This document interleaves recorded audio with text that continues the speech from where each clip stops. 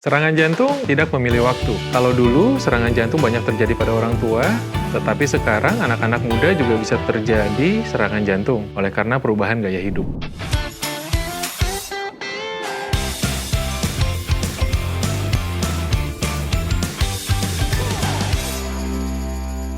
Saya Dr. Johan Winata, spesialis jantung dan pembuluh darah, konsultan kardiologi intervensi.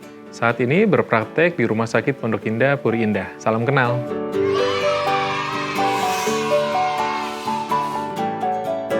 Jantung itu berfungsi sebagai motor kehidupan, di mana dia berfungsi untuk memompakan darah ke seluruh tubuh, termasuk ke otak dan organ-organ yang lainnya, termasuk ke jantung itu sendiri. Nah, kita tahu bahwa yang namanya mesin kehidupan itu juga memerlukan makanan atau memerlukan bahan bakar. Jadi, untuk nutrisi dan juga oksigen untuk jantung itu sendiri, dia juga memerlukan asupan. Asupan itu diberikan melalui pembuluh darah koroner. Itu adalah pembuluh darah yang memberikan makan untuk jantung itu sendiri. Saat ini penderita penyakit jantung bukan hanya terjadi pada usia lanjut, tetapi juga terjadi pada usia yang lebih muda. Sebelum kita bahas lebih lanjut, sudah pada subscribe atau belum nih? Kalau belum, ayo diklik dulu tombol subscribe-nya.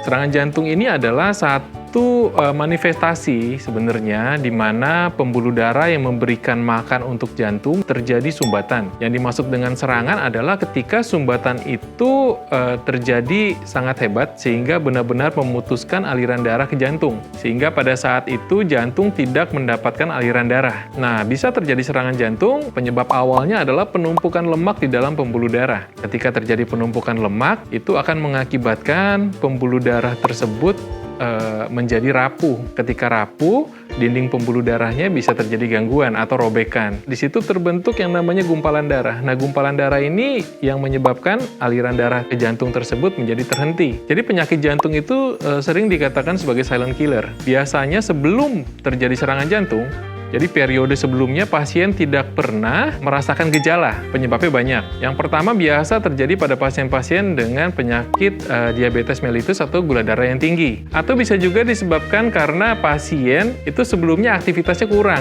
Nah, beda halnya dengan pasien-pasien dengan aktivitas yang lebih aktif.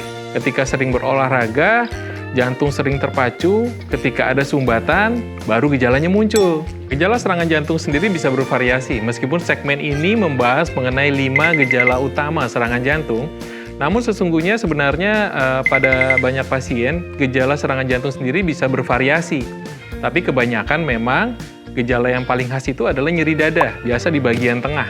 Di bagian tengah, nah dia bisa menembus ke belakang, bisa menjalar ke lengan kiri, atau menjalar ke leher. Itu yang paling sering. Tetapi gejala-gejala lain juga bisa kita temui.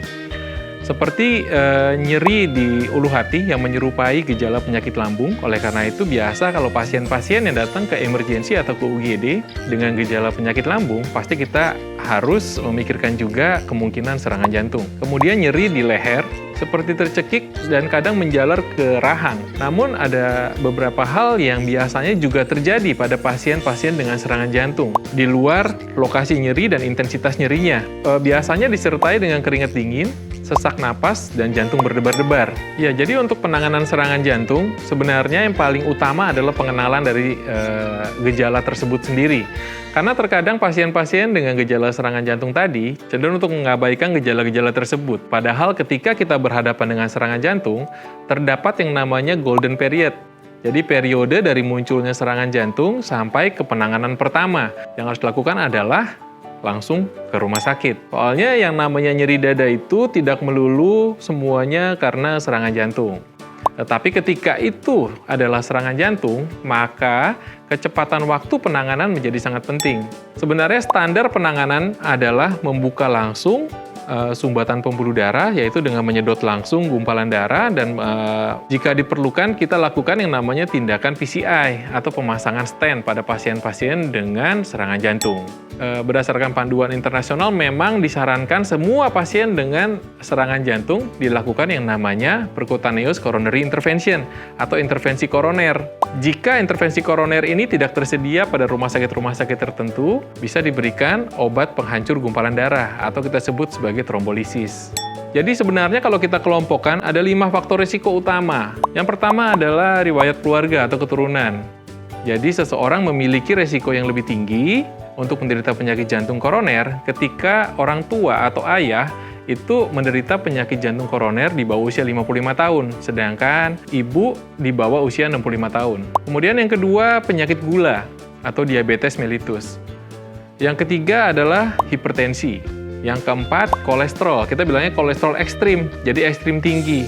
Nah, orang awam kebanyakan melihat kolesterol itu kolesterol total, tetapi yang dimaksud di sini adalah ketika kadar kolesterol jahat atau LDL itu di atas 190.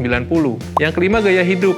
Yang terutama adalah smoker dan juga makanan. Ya, ketika kita memiliki faktor risiko, adalah saatnya kita untuk memeriksakan diri kita. Saya menyarankan ketika kita melakukan pemeriksaan, konsultasikan dengan dokter Anda dulu untuk mengetahui kira-kira pemeriksaan apa yang cocok untuk Anda.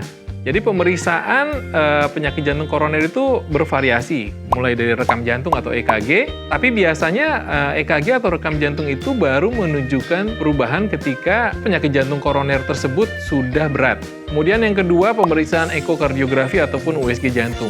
Pemeriksaan lain yang bisa kita lakukan yang mungkin bisa mendeteksi penyakit jantung koroner di waktu yang dini adalah pemeriksaan CT scan atau pemeriksaan lain seperti treadmill test dan juga pemeriksaan dengan cardiac MRI. Tetapi cardiac MRI ini jauh lebih sensitif atau jauh lebih akurat dibandingkan dengan treadmill test. Ya, sekian penjelasan dari saya. Nextnya mau bahas apa lagi nih? Semoga infonya bermanfaat ya.